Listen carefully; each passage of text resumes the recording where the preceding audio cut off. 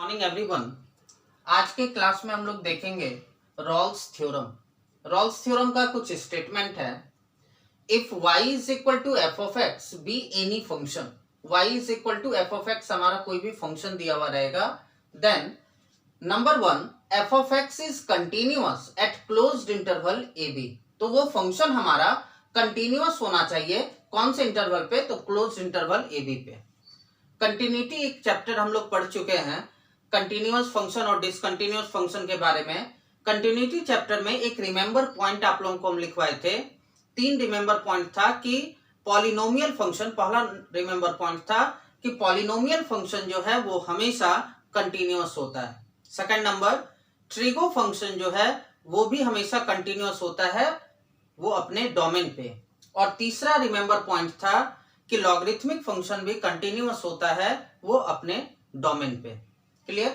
तो पहला नंबर है रॉल्स थ्योरम का, तो 3 कंडीशन टोटल। उसमें से पहला कंडीशन कि जो भी फंक्शन आपको दिया जाएगा वो फंक्शन हमारा कंटिन्यूअस होना चाहिए। कौन से इंटरवल पे? तो क्लोज्ड इंटरवल ए बी पे। सेकंड नंबर, वो फंक्शन हमारा डिफरेंशिएबल होना चाहिए at open interval a b पे। इस 2 स्टेटमेंट को हम लोग बस केवल लिख देते हैं और मेन हम लोग ये तीसरे वाले स्टेटमेंट का काम करते हैं। जो तीसरा स्टेटमेंट है F of A is equal to F of B. F of A और एफ ऑफ बी का वैल्यू आपको इक्वल करना है, यानी इक्वल होगा या नहीं होगा वो आपको चेक कर लेना, देख लेना है। F of a f of b निकालेंगे कैसे? तो f of x is equal, आपको फंक्शन दिया हुआ रहेगा कुछ भी, x square plus 3x plus 2, और वो जो आपका क्लोज इंटरवल ए बी दिया हुआ है, तो इन इंटरवल 2, 4 इस टाइप का आपको नंबर दिया हुआ रहेगा ए और बी के प्लेस पे। तो एफ ऑफ ए जब हम लोग निकालेंगे, एफ ऑफ ए यानी एफ ऑफ 2, ए के प्लेस पे हमारा 2 है और बी के प्लेस पे हमारा 4 है। तो एफ ऑफ 2 निकालेंगे तो एक्स के प्लेस पे 2 रखे, तो यहां पर भी एक्स के प्लेस पे 2 रखेंगे। 2 का स्क्वायर 4, 3 2 जा 6 प्लस 2 हो जाएगा। तो इसको सॉल्व कर लेंगे तो एफ ऑफ ए पता चल जाएगा। उसी टाइप से फिर हम लोग एफ ऑफ बी निकालेंगे, तो अब बी के प्लेस पे कौन है? 4, यानी एफ ऑफ 4 हम लोग निकालेंगे तो 4 का स्क्वायर 16, 4 3 जा 12 प्लस 2, इसको भी फिर सॉल्व कर लेंगे। सॉल्व करने के बाद फिर हम लोग देखेंगे कि क्या एफ ऑफ ए और एफ ऑफ बी दोनों आपस में इक्वल आया। यदि इक्वल आ जाता है तो फिर उसके आगे का प्रोसेस में हम लोग भिड़ जाएंगे। उसके आगे क्या है? Then there exist at least 1 point c. तब वहां पर एक ऐसा पॉइंट सी है जो लाई करेगा बिटवीन ए एंड बी। वो जो आपका इंटरवल ए और बी दिया हुआ रहेगा, उस ए और बी के बीच में एक पॉइंट आपका सी लाई करना चाहिए, उन दोनों के बीच में आना चाहिए। सच दैट सी को निकालने का कंडीशन क्या है? तो f dash c is equal to 0। F dash c is equal to 0 करके हम लोग सी के वैल्यू को निकालेंगे। अब एफ डैश सी कैसे निकलेगा? तो f of x is equal, आपको फंक्शन दे दिया तो एफ डैश एक्स इससे निकाल लेंगे हम लोग। एफ डैश एक्स, डैश किस चीज को डिनोट करता है? बताया गया था dy by dx, f dash x या y1 या y डैश, इस 4 सिंबल में से कोई भी एक सिंबल अगर लगा हुआ है इसका मतलब है कि वो उसका डेरिवेटिव है, डिफरेंशिएशन है। तो एफ ऑफ एक्स है, इससे हम लोग एफ डैश एक्स निकालेंगे, यानी इस फंक्शन का डिफरेंशिएशन करेंगे। तो एक्स स्क्वायर का डिफरेंशिएशन 2x हो जाएगा, 3x का हमारा 3 हो जाएगा, और 2 अकेला कांस्टेंट है, कांस्टेंट का डिफरेंशिएशन 0 होता है। यानी एफ डैश एक्स का वैल्यू हम लोग निकाल लिए। एफ डैश एक्स निकालने के बाद फिर हम लोग एफ डैश सी निकाल लेंगे। एफ डैश सी, एफ डैश एक्स है, अब हम लोग एफ डैश सी निकाल रहे हैं, ठीक है। तो सी जब निकालेंगे तो x के प्लेस पे c को रखे तो क्या होगा? 2c प्लस 3 ना, x के प्लेस पे c रखे तो यहां पर भी x के प्लेस पे c हो जाएगा 2c प्लस 3। और c कैसे निकाला जा रहा है? तो f dash c is equal to 0 करके। तो एफ डैश सी का वैल्यू है हमारा 2c plus 3 is equal to 0। तो 2c is equal to -3, then c is equal to -3/2, यानी c का वैल्यू इस टाइप से f dash c is equal to 0 करके हम लोग सॉल्व करेंगे, और सॉल्व करके c का वैल्यू निकालेंगे और देखेंगे कि क्या ये c का वैल्यू a और b के बीच में लाई कर रहा है या नहीं कर रहा है। ये ए और बी अलग अलग क्वेश्चन में आपका ए और बी जो है वो अलग अलग दिया हुआ रहेगा, जैसा क्वेश्चन रहेगा वैसा काम हम लोग करेंगे, ठीक है। तो इस तीन कंडीशन को यदि कोई फंक्शन फुलफिल कर गया तो कहेंगे कि वो रॉल्स थ्योरम को वेरीफाई करता है, और यदि इस तीन कंडीशन में से कोई भी एक कंडीशन को यदि वो फुलफिल नहीं किया तो कहेंगे कि वो रॉल्स थ्योरम को वेरीफाई नहीं करता है। क्लियर? तो तीनों में से कोई भी एक कंडीशन अगर फॉलो नहीं किया तो रॉल्स थ्योरम को वेरीफाई नहीं करेगा। जैसे अगर वो फंक्शन कंटिन्यूअस ना हो, या वो फंक्शन अगर डिफरेंशिएबल ना हो, या एफ ऑफ ए और एफ ऑफ बी दोनों आपस में इक्वल ना आए, या f dash c equal to 0 करके सी निकालें और यदि सी का मान इन दोनों के बीच में ना आए, कोई भी एक कंडीशन को अगर वो सेटिस्फाई नहीं किया तो फिर वो रॉल्स थ्योरम को वेरीफाई नहीं करता है। क्लियर? इस पर डिपेंड हम लोग एक एग्जांपल लेकर के समझते हैं कि किस टाइप से वो आपका कंटिन्यूअस होगा या डिसकंटिन्यूअस हो, किस टाइप से आपका रॉल्स थ्योरम को वेरीफाई करता है या नहीं करता है, वो भी एग्जांपल लेकर के हम लोग क्लियर करेंगे। एक एग्जांपल लिया गया, verify Rolle's theorem. Rolle's theorem को वेरीफाई करना है फॉर द फंक्शन, जहां फंक्शन आपको क्या दे दिया गया है, गिवन है F of x is equal x square minus 5x plus 6 in interval आपको दिया गया 2 और 3 का, यानी यहां पर a का वैल्यू हो गया हमारा 2 और b का वैल्यू हो गया हमारा 3। इंटरवल दिया हुआ रहता है a b हमारा, तो a के प्लेस पे 2 और b के प्लेस पे 3 है। ये जो फंक्शन है हमारा ये द्विघात बहुपद है, यानी क्वाड्रेटिक पॉलिनोमियल है, और कंटिन्यूटी में आप लोगों को लिखवा दिया गया था कि पॉलिनोमियल फंक्शन हमेशा कंटिन्यूअस होता है। तो ये जो फंक्शन है हमारा पॉलिनोमियल फंक्शन, ये ऑलवेज कंटिन्यूअस होगा। तो लिख देंगे हम लोग, चूंकि एफ ऑफ एक्स जो है वो हमारा पॉलिनोमियल फंक्शन है, इसलिए ये फंक्शन हमारा क्या होगा,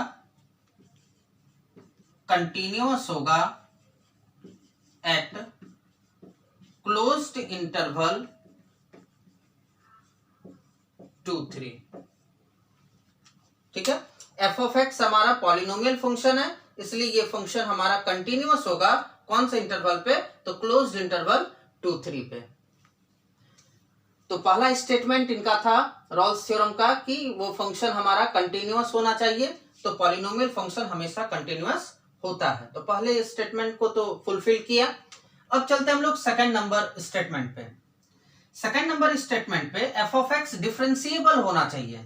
तो देखते हैं क्या इस फंक्शन का डिफरेंशिएशन निकालना पॉसिबल है या नहीं है, यानी एफ डैश एक्स निकाल लेंगे। तो एफ डैश एक्स इसका क्या होगा, इसका डेरिवेटिव एक्स स्क्वायर का 2x और 5x का 5, 6 का तो 0 हो जाएगा। तो एफ डैश एक्स तो निकालना पॉसिबल हुआ, इसलिए लिखेंगे F of x is also differentiable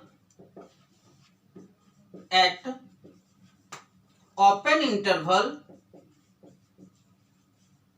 2 3। इसलिए ये फंक्शन हमारा डिफरेंशिएबल भी होगा एट ओपन इंटरवल 2 3 पे। तो इस दो स्टेटमेंट को सिर्फ लिख देना है कि वो फंक्शन हमारा कंटिन्यूअस है और वो फंक्शन हमारा डिफरेंशिएबल है। क्लियर? इसके बाद तीसरा नंबर पॉइंट है हम लोगों का कि एफ ऑफ ए और एफ ऑफ बी दोनों आपस में इक्वल होना चाहिए। तब एफ ऑफ ए और एफ ऑफ बी हम लोगों को निकालना होगा।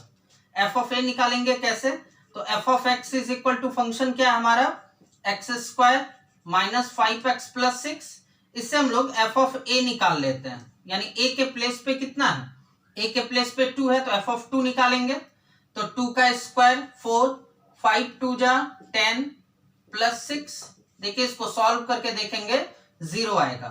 फिर एफ ऑफ बी निकालेंगे और बी के प्लेस पे हमारा कितना है 3, तो एफ ऑफ 3, अब एक्स के प्लेस पे 3 रखे तो यहां पर भी एक्स के प्लेस पे 3 का स्क्वायर 9, 5 3 जा 15 प्लस 6। इसको भी जब सॉल्व करेंगे तो इसका भी वैल्यू 0 आएगा। तो देखिए एफ ऑफ ए और एफ ऑफ बी क्या दोनों आपस में इक्वल हुआ, इक्वल तो आ गया ना। तो चूंकि एफ ऑफ ए और एफ ऑफ बी दोनों आपस में इक्वल है, F of a f of b के इक्वल आ गया।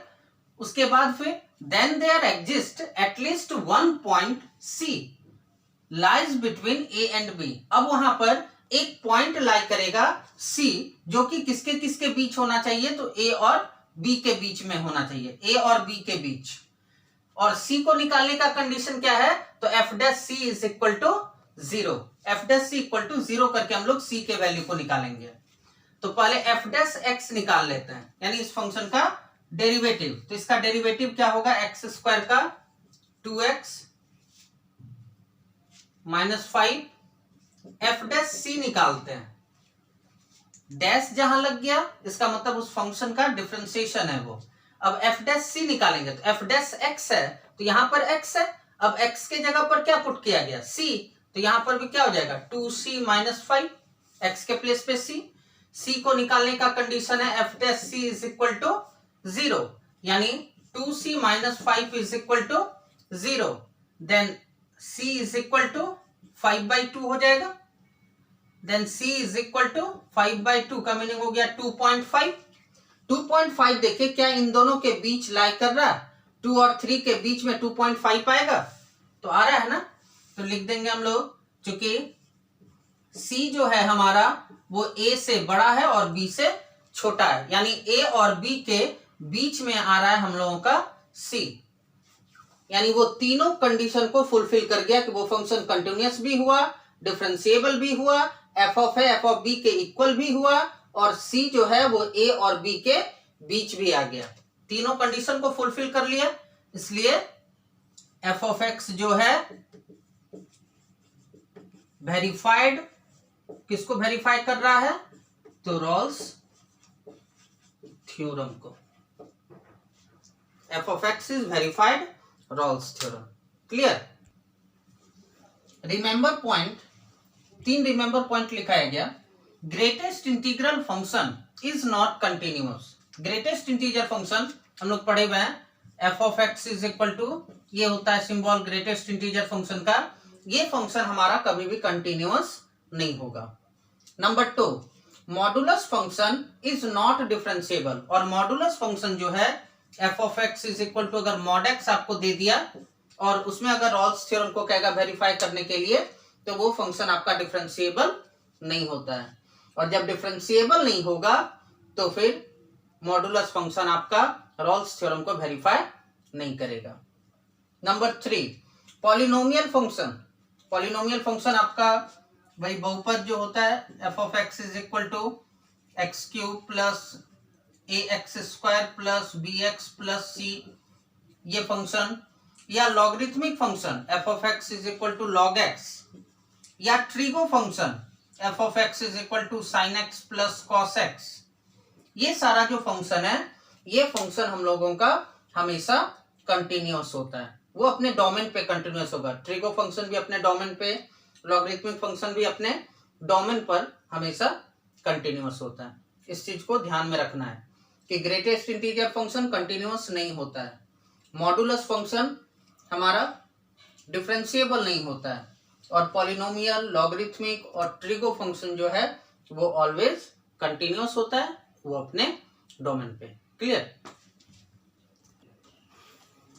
नेक्स्ट एग्जांपल है verify Rolle's theorem. Rolle's theorem को वेरीफाई करना है for the function F of x is equal, function आपको दे दिया गया, गिवन है F of x is equal x minus 2 x minus 3 x minus 4 in interval, कौन से इंटरवल पे, तो 2 4 पे।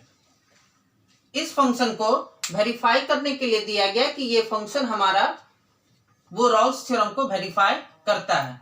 तो सबसे पहले हम लोग इसमें करेंगे क्या, इसको इनटू कर लेते हैं, तीनों को मल्टीप्लाई कर लेते हैं। तीनों को आप मल्टीप्लाई करेंगे तो वो एक आपका क्यूबिक पॉलिनोमियल निकल जाएगा। तीनों को मल्टीप्लाई कर लीजिए, F of x is equal क्या हो जाएगा, इन दोनों को मल्टीप्लाई करते हैं, x square minus 3x minus 2x minus minus plus 6 into x minus 4 आ जाएगा। फिर F of x is equal x square -5x + 6 होगा इंटू x - 4।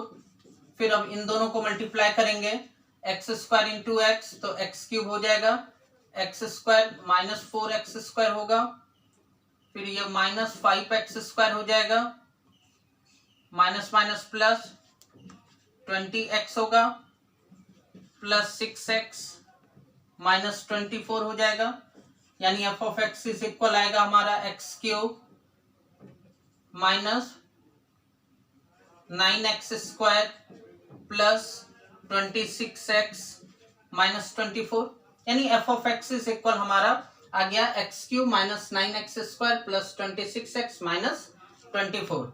अब यहाँ पर ये हमारा कैसा फंक्शन है, तो पॉलिनोमियल फंक्शन है। पॉलिनोमियल फंक्शन ऑलवेज क्या होता है हमारा, कंटिन्यूअस होता है। तो लिख देंगे f(x) इज पॉलिनोमियल फंक्शन, इसलिए ये फंक्शन हमारा कंटिन्यूअस होगा। f(x) is continuous at closed interval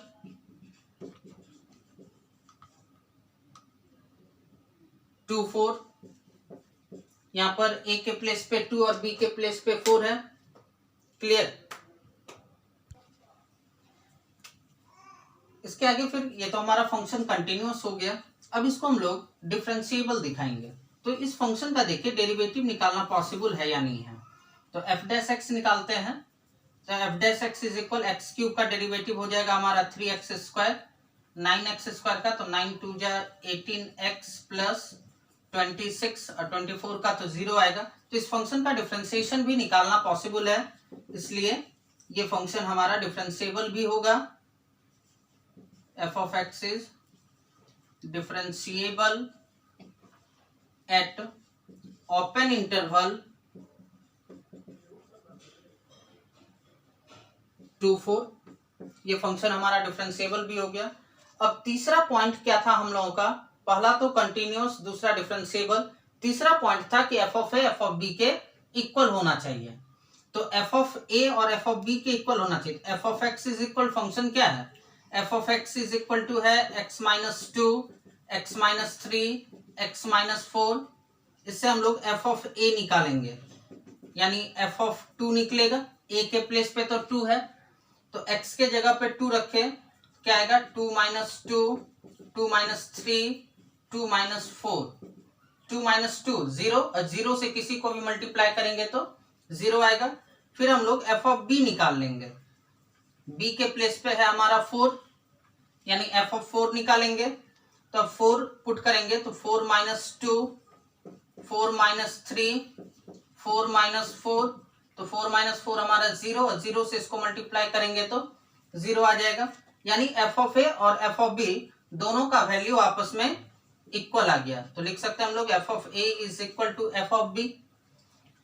अब वहां पर एक ऐसा पॉइंट C है जो कि A और B के बीच में लाई करना चाहिए। तो अब हम लोग उस पॉइंट C को निकालेंगे, और C को निकालने का कंडीशन है f' इज इक्वल टू 0। तो f' तो ऐसे हम लोग पहले भी निकाल चुके हैं। f' हमारा आया है 3x² माइनस 18x और प्लस 26। f' निकालते हैं तो f' कितना हो जाएगा हमारा 3c² minus 18c plus 26। f' is equal to 0 करेंगे, c को निकालने का यही कंडीशन है, यानी 3c² minus 18c plus 26 is equal to 0 हो जाएगा। ये हमारा क्वाड्रेटिक इक्वेशन है। क्वाड्रेटिक इक्वेशन को फॉर्मूला पे पुट करके सॉल्व कर लीजिए। x इज इक्वल होता है -b प्लस माइनस √d/2a, यानी c is equal to -b, और b का वैल्यू है हमारा -18 प्लस माइनस √d, और d को कैसे निकालते हैं, तो d इज इक्वल होता है b² माइनस 4ac। तो b² यानी -18 का स्क्वायर -4, a का वैल्यू 3 इंटू सी का वैल्यू 26 हो जाएगा, और बाय 2a, a का वैल्यू है हमारा 3। c is equal to minus minus plus 18 plus minus under root 18 का स्क्वायर, 18 का स्क्वायर, फिर माइनस 4 इंटू 3 इंटू 26, सारे को इंटू करना होगा और बाय नीचे हो जाएगा 3 2 जा 6। Clear? c is equal to 18 plus minus 18 का स्क्वायर 3 2 4 और 3 इंटू 4 इंटू 26 करेंगे 312 आ जाएगा। अब यहाँ पर 324 में 312 घटाएंगे तो 12 बचेगा और बाय नीचे में 6, तो c is equal to 18 plus minus 12 का रूट निकालेंगे, 4 तिया 12 यानी 2 root under 3 by 6। c is equal to ऊपर से 2 कॉमन निकाल लेते हैं तो कितना आ जाएगा 9 plus minus 2 root under 3, sorry 2 तो कॉमन निकालिए, रूट अंडर 3 बाय 6, 2 3 जा 6 यानी c is equal to 9 plus minus under root 3 by 3 आ जाएगा। c का 2 वैल्यू निकला। c का कौन कौन सा वैल्यू निकला? तो c का एक वैल्यू आ गया 9 प्लस रूट अंडर 3 बाय 3 और c का दूसरा वैल्यू आया 9 माइनस रूट अंडर 3 बाय 3। अब रूट अंडर 3 का वैल्यू पुट करके इसको सॉल्व करके देखेंगे कि क्या ये a और b के बीच में आ रहा है या नहीं, यानी 2 और 4 के बीच आ रहा है या नहीं आ रहा है। जैसे इसको डिवाइड करते हैं हम लोग, इसको सॉल्व कर लेते हैं, एक स्टेप देख लेते हैं। 9 प्लस रूट अंडर 3 का वैल्यू 1.7 बाय 3 यानी 10.7 बाय 3 आ जाएगा। 3 से डिवाइड करेंगे तो 3 पॉइंट समथिंग आएगा, तो 3 पॉइंट समथिंग आएगा तो 2 और 4 के बीच तो लाई कर रहा है, आ रहा है। फिर c is equal to 9 minus ये आ जाएगा हमारा 1.7 बाय 3 यानी c is equal to, second वाले को सॉल्व कर रहे हैं, 9 में से 1.7 माइनस होगा तो बचेगा हमारा 7.3 बाय 3, 3 2 जा 6 यानी 2 पॉइंट समथिंग आएगा। तो 2 पॉइंट समथिंग भी तो 2 और 4 के बीच आएगा, यानी c का जो दोनों वैल्यू आया है ये दोनों वैल्यू हम लोगों का a और b के बीच में लाई कर रहा है ना, यानी a से बड़ा है c और b से छोटा है, इसलिए f ऑफ x हमारा वो वेरीफाइड कर रहा है। किसको वेरीफाई कर रहा है? तो हमारे रॉल्स थ्योरम को ये फंक्शन हमारा वेरीफाइड कर रहा है। क्लियर? नेक्स्ट एग्जांपल है verified Rolle's theorem for the function f of x is equal, आपको फंक्शन दे दिया गया है f of x is equal sin x plus cos x का, और इंटरवल क्या है? इन इंटरवल 0 to π/2, 0 से π/2 तक। ये हमारा कैसा फंक्शन है? ट्रिगो फंक्शन है ना, तो ट्रिगो फंक्शन भी तो हमारा कंटिन्यूअस होता है। f of x is trigo function, इसलिए ये फंक्शन हमारा कंटिन्यूअस होगा, continuous at closed interval 0 to π/2। एक स्टेप को लिख दिए पहले स्टेटमेंट को। अब दूसरे स्टेटमेंट में कि वो डिफरेंशिएबल होना चाहिए, तो इस फंक्शन का डेरिवेटिव निकाल करके देखिए क्या इसका डिफरेंशिएशन निकालना पॉसिबल है या नहीं है। तो sin x का डिफरेंशिएशन होता है cos x और cos x का हो जाएगा हमारा माइनस sin x, डिफरेंशिएबल भी है ये। f of x is differentiable eight open interval 0 to π/2। दो स्टेटमेंट हमारा क्लियर हो गया। अब तीसरा स्टेटमेंट कि f of a f of b के इक्वल होना चाहिए। तो f of x is equal to function है हमारा sin x plus cos x का, इससे हम लोग f ऑफ a निकाल लेंगे और a के प्लेस पे है हमारा कितना 0, यानी f ऑफ 0 निकालेंगे। x के प्लेस पे 0 रखे तो sin 0 प्लस cos 0, sin 0 का वैल्यू 0, cos 0 का वैल्यू 1 यानी 1 आ जाएगा। फिर इससे f ऑफ b निकाल लेंगे, यानी b का वैल्यू हमारा π/2 है ना 90 डिग्री, यानी हो जाएगा हमारा sin π/2 प्लस cos π/2, यानी x के प्लेस पे π/2 रखे तो यहाँ पर भी x के प्लेस पे π/2, sin π/2 sin 90 1 होता है प्लस cos 90 का वैल्यू 0, 1 प्लस 0 करेंगे 1 आएगा। f ऑफ a को देखिए और f ऑफ b को देखिए, क्या दोनों आपस में इक्वल आया? तो f ऑफ a और f ऑफ b का तो वैल्यू आपस में इक्वल है। अब वहां पर एक ऐसा पॉइंट c होता है जो कि a और b के बीच में लाई करेगा, और c को निकालने का कंडीशन है f dash c is equal to 0 करके। तो अब वहां पर हम लोग c को निकालेंगे तो f डैश x तो हमारा निकला हुआ है, f डैश x कितना है cos x minus sine x, इससे f डैश c निकाल लीजिए, यानी x के प्लेस पे c को रखे तो क्या हो जाएगा हमारा cos c minus sine c।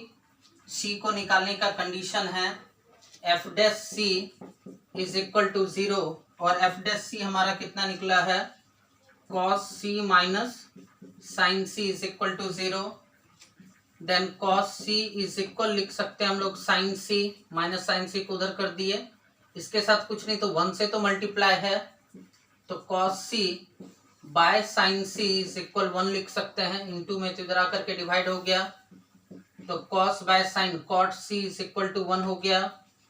cot c is equal to cot कितने डिग्री का वैल्यू 1 होता है, तो cot π/4, cot 45 का मान 1, cot cot कटेगा, then c is equal to π/4 45। तो ये जो c का वैल्यू निकला 45 45, वो हमारा 0 और π/2 के तो बीच है, 0 और 90 के बीच में आ रहा है, तो लिख देंगे कि a से बड़ा है c और वो b से छोटा है, यानी a और b के बीच में लाई कर रहा है, इसलिए f ऑफ x जो है वो वेरीफाइड कर रहा है किसको, तो रॉल्स थ्योरम को।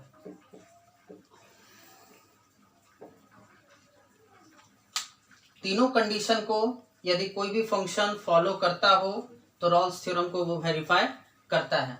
आज के क्लास में हम लोग यहीं तक एग्जाम्पल को रहने देते हैं, और फिर नेक्स्ट क्लास में और आगे एग्जाम्पल देंगे रॉल्स थ्योरम का, और इसके बाद फिर हम लोग पढ़ेंगे लैग्रेंज मीन वैल्यू थ्योरम। वो भी सेम इसी प्रोसेस पे इसी टाइप पर है, लेकिन उसमें इसका जो 3 कंडीशन है उसमें भी 3 कंडीशन है, 2 कंडीशन ऊपर वाला सेम रहता है, f ऑफ x कंटिन्यूअस होना चाहिए और डिफरेंशिएबल होना चाहिए। मेन तीसरा वाला जो स्टेटमेंट है वो तीसरा वाला स्टेटमेंट केवल चेंज होता है, और इस पर डिपेंड रॉल्स थ्योरम या लैग्रेंज मीन वैल्यू थ्योरम पर डिपेंड जो है एक क्वेश्चन फाइनल एग्जाम में वो फिक्स है कि रहता ही रहता है। क्लियर? तो आज का क्लास यहीं तक रहने देते हैं। Thank you.